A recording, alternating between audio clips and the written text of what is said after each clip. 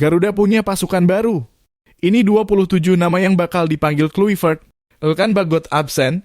Timnas Indonesia lagi bersiap buat duel panas di kualifikasi Piala Dunia 2026. Maret 2025 bakal jadi momen krusial. Karena skuad Garuda bakal tandang ke markas Australia di Sydney Football Stadium pada 20 Maret. Terus lanjut ngegas lawan Bahrain di Stadion Utama Gelora Bung Karno SUGBK, Jakarta, 5 hari kemudian. Nah, kabarnya pelatih Timnas Indonesia, Patrick Kluivert, bakal nambah 4 pemain naturalisasi buat memperkuat skuad. Dan diprediksi Patrick Kluivert memanggil 27 pemain dalam menghadapi laga Maret nanti. Amunisi baru buat Garuda. Sebelumnya, PSSI udah ngumumin ada 3 pemain keturunan yang lagi dalam proses naturalisasi, yaitu Emil Audero, Dean James, dan Joy Pelupessy. Mereka bakal melengkapi oleh Romani yang udah resmi jadi warga negara Indonesia dalam kurung WNI. Dengan tambahan 4 pemain ini, pastinya daftar skuad Kluivert bakal makin padat dan penuh saingan seru. Di posisi kiper, Emil Audero siap bersaing ketat sama Maarten Paes dan Hernando Ari Sutaryadi. Terus buat lini belakang, kemungkinan besar masih bakal diisi sama nama-nama langganan kayak Jay Itzes, Mes Hilgers, Kevin Dix, dan Calvin Verdonk. Tapi kalau naturalisasi dan James kelar, bisa aja dia masuk daftar dan bikin persaingan makin ketat. Di lini tengah, Joy Pelupessy bakal jadi tambahan tenaga buat bahu-membahu bareng Ivar Jenner, Ricky Kambuaya, dan Tom Haye. Sementara buat lini serang, kehadiran oleh Romani bakal kasih opsi baru buat sektor penyerangan. Dia siap berduet sama Marcelino Ferdinand, Ragnar Oratmangoen, dan Rafael Struijk buat ngacak-ngacak pertahanan lawan. Selain itu, Timnas Indonesia juga bakal menggelar pemusatan latihan intensif di Jakarta sebelum bertolak ke Australia. Latihan ini bakal jadi ajang buat Patrick Kluivert mengasah strategi dan memantapkan chemistry antar pemain. Dengan banyaknya pemain baru yang bergabung, koordinasi di lapangan bakal jadi faktor kunci buat performa maksimal. Berikut ini daftar pemain Timnas Indonesia versi Kluivert dalam kurung. Prediksi adalah di posisi skipper ada Maarten Paes, Emil Audero, Hernando Ari Sutaryadi.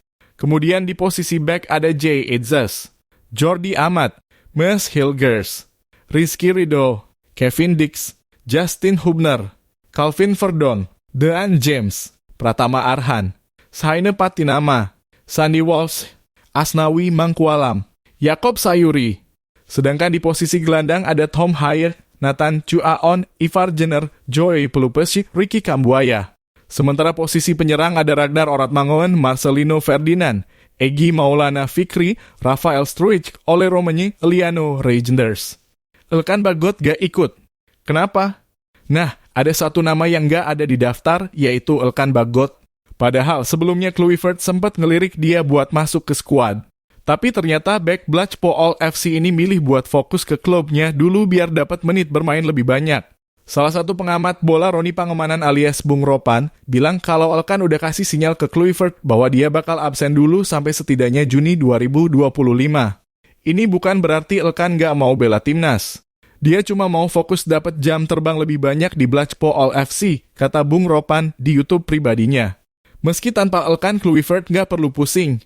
Lini belakang timnas udah diisi banyak back berkualitas kayak Mes Hilgers, Jay Itzes, Kevin Dix, Rizky Ridho, dan Jordi Amat. Jadi pertahanan timnas tetap solid buat hadapi 2 laga penting nanti. Bagot sempat dilirik Inggris dan Thailand. Sebelum resmi jadi WNI, Elkan Bagot sebenarnya punya peluang buat bela timnas Inggris atau Thailand.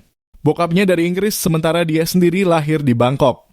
Tapi di tahun 2021, Elkan mutusin buat gabung Timnas Indonesia dan udah punya 22 caps bareng skuad Garuda.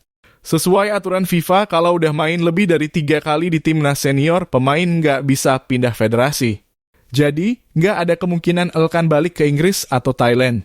Keputusan final, dia tetap merah putih. Peluang timnas di kualifikasi Piala Dunia 2026 dengan banyaknya pemain baru dan strategi segar dari Kluivert, timnas Indonesia punya peluang bagus buat bersaing di putaran ketiga kualifikasi Piala Dunia 2026. Tantangannya jelas berat, terutama melawan tim sekelas Australia yang punya pengalaman di level tinggi. Tapi dengan kombinasi pemain muda berbakat dan tambahan pemain naturalisasi berkualitas, Garuda punya kans buat bikin kejutan. Selain itu, dukungan supporter bakal jadi elemen penting. Laga kandang melawan Bahrain di Stadion Utama Gelora Bung Karno (SUGBK) diharapkan jadi momen buat Garuda tampil dominan dan mengamankan poin penuh. Semakin banyak kemenangan yang diraih, semakin besar peluang timnas Indonesia buat melangkah ke fase berikutnya. Kesimpulan, Garuda siap tempur. Dengan tambahan 4 pemain naturalisasi, timnas Indonesia makin kuat buat ngelawan Australia dan Bahrain. Meski tanpa Elkan Bagot, pertahanan masih solid dan lini serang punya banyak opsi. Sekarang tinggal nunggu gimana Kluivert ngeracik formasi terbaik buat bawa Indonesia ke Piala Dunia 2026. Siap dukung skuad Garuda? Gaspol.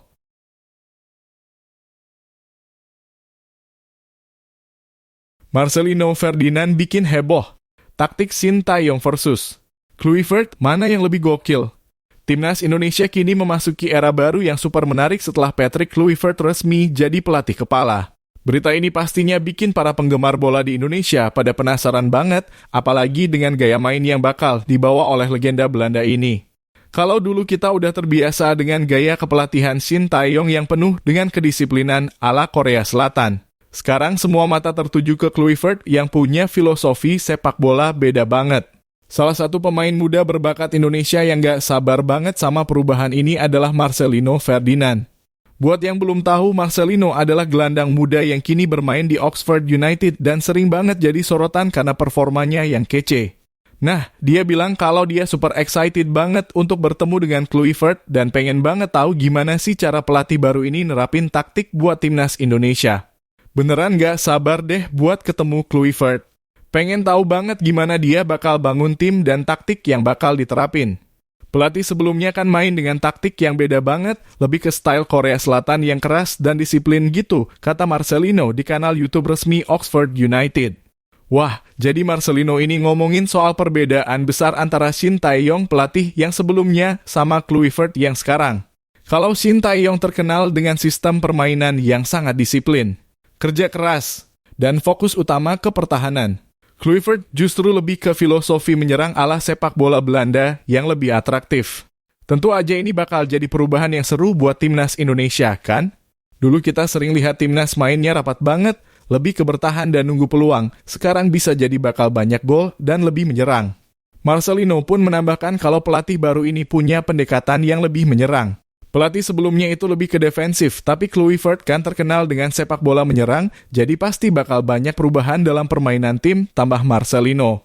Kalau kalian udah dengar tentang filosofi sepak bola Belanda, pasti tahu kalau Kluivert itu penganut total football, di mana tim gak hanya fokus buat bertahan atau menyerang, tapi lebih ke penguasaan bola secara keseluruhan. Kluivert suka banget sama formasi 4-3-3 yang fleksibel, di mana tim bisa terus mengontrol permainan dan menyerang dengan efektif. Saya suka banget main yang menyerang dan penguasaan bola, itu gaya main yang saya suka, ungkap Kluivert dengan santai. Tentu aja ini bakal membawa perubahan besar buat permainan timnas Indonesia. Di era Sintayong, kita sering lihat timnas lebih fokus ke soliditas pertahanan. Tapi di tangan Kluivert, kita bisa jadi bakal melihat permainan yang lebih terbuka, ofensif, dan tentunya lebih menghibur. Yang menarik meskipun Kluivert punya formasi favoritnya, dia juga sangat fleksibel dan siap menyesuaikan strategi sesuai dengan situasi di lapangan. Pada akhirnya yang paling penting itu adalah pemain bisa ngerti situasi dan tahu apa yang harus dilakukan saat momen-momen tertentu, jelas Kluivert. Marcelino, yang sekarang udah jadi salah satu pemain muda yang paling diperhatiin, tentu aja merasa terhormat banget bisa punya pelatih sehebat Kluivert. Saya sangat menghormati Kluivert. Dia tuh legenda, pernah main di Barcelona, Ajax, dan timnas Belanda. Jadi, gak sabar deh untuk belajar banyak dari dia, ungkap Marcelino dengan semangat. Kluivert sendiri juga menyadari potensi besar Marcelino. Saya suka Marcelino, dia pemain yang luar biasa. Tapi saya juga lihat ada banyak pemain lain yang punya potensi besar, katanya. Kluivert emang dikenal sering memberi perhatian khusus ke semua pemain, bukan cuma fokus ke 1-2 orang aja. Nah, jadi apa harapan terbesar untuk timnas Indonesia ke depan? Dengan kombinasi pengalaman internasional yang dimiliki Kluivert dan semangat anak-anak muda seperti Marcelino, tentu aja harapan timnas Indonesia untuk mencetak prestasi lebih tinggi di kancah internasional semakin besar. Para penggemar bola Indonesia tentu aja berharap perubahan taktik dan filosofi permainan yang dibawa Kluivert bisa membawa dampak positif yang signifikan. Meskipun waktu persiapan menuju pertandingan kualifikasi Piala Dunia 2026 cukup singkat, Kluivert yakin bahwa timnya bisa beradaptasi dengan cepat. Kita harus siap menghadapi tim seperti Australia dan Bahrain yang tentunya punya kualitas tinggi. Tapi saya yakin dengan pendekatan yang tepat kita bisa bersaing dengan mereka, tegas Kluivert. Jadi buat kalian para fans bola tanah air, jangan cuma duduk diam aja, siap-siap deh menyaksikan sepak bola Indonesia yang lebih seru, lebih ofensif, dan pastinya lebih menghibur. Siapa tahu Indonesia bisa melangkah lebih jauh di Piala Dunia 2026 berkat tangan dingin Patrick Kluivert. Let's go Garuda!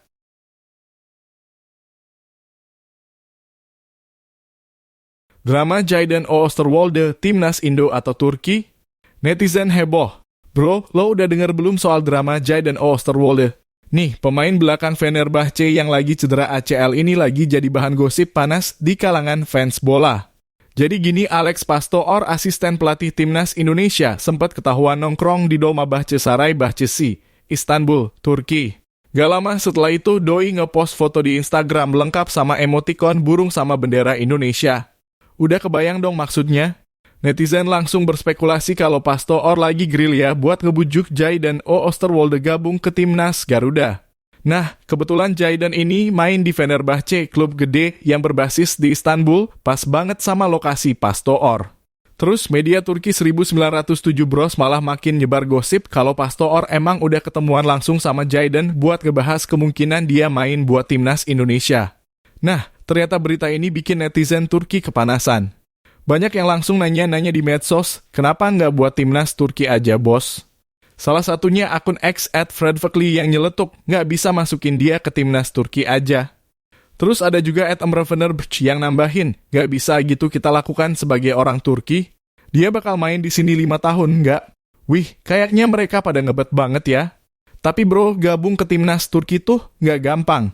Ada aturan kalau pemain harus tinggal di sana minimal 5 tahun berturut-turut sebelum bisa dipanggil. Jadi, buat Jayden yang baru main di Fenerbahce dari Januari 2023, kayaknya mustahil banget deh. Yang bikin rame lagi, ada fans Turki yang malah nyinyir, orang Indonesia tuh gempal, apaan nih, udah kayak beruang aja, hahaha, kata akun @cengisbrahma. Wah, kena mental gak tuh kalau baca ginian? Sementara itu PSSI nggak diem aja nih. Mereka lagi ngebut proses naturalisasi beberapa pemain lain, termasuk Emil Audero, Joy Pelupes, dan Dan James. Harapannya proses ini kelar secepatnya biar mereka bisa main di kualifikasi Piala Dunia 2026 zona Asia Grup C. Dalam waktu dekat, Timnas Indonesia bakal tandang ke Australia buat lawan The Socceroos di Sydney Football Stadium pada 20 Maret 2025. 5 hari kemudian, kita bakal menjamu Bahrain di SUGBK, Jakarta. BTW, Jayden ini sebenarnya punya darah Indonesia, Belanda, plus ada keturunan Suriname juga. Jadi nggak heran kalau banyak negara yang ngebet buat dapetin dia. Sejak gabung Fenerbahce, Doi udah main di 62 pertandingan di berbagai ajang sejak Januari 2023. Cuma sayangnya, sekarang Doi lagi kena cedera ACL, yang bikin dia harus absen lama. Cedera ini biasanya butuh waktu pemulihan yang nggak sebentar, bahkan bisa lebih dari 6 bulan. Ngomongin soal naturalisasi, Indonesia emang lagi gencar banget ngeyakinin pemain keturunan buat gabung Timnas. Sebelum ini kita juga sukses naturalisasi beberapa pemain yang akhirnya bawa Timnas makin bersinar. Contohnya kayak Jordi Amat, Sandy Walsh, sampai Saina Patinama yang udah resmi jadi bagian dari skuad Garuda. Tapi nih gengs, ada satu pertanyaan besar yang masih bikin kepo, apakah Jayden bakal tertarik buat membela Indonesia? Atau malah dia lebih pilih bertahan di Turki dan nunggu kesempatan lain. Soalnya kalau dia milih Indonesia, kita bisa dapat tambahan amunisi gahar di lini belakang. Tapi kalau dia milih bertahan dan nunggu panggilan dari Timnas Belanda atau Turki, bisa jadi dia nggak bakal pernah main buat Indonesia. Gimana nih menurut lo? Timnas Indonesia atau Turki? Atau malah Doi bakal nyukin dua-duanya? Stay tune, gengs, drama ini masih panjang.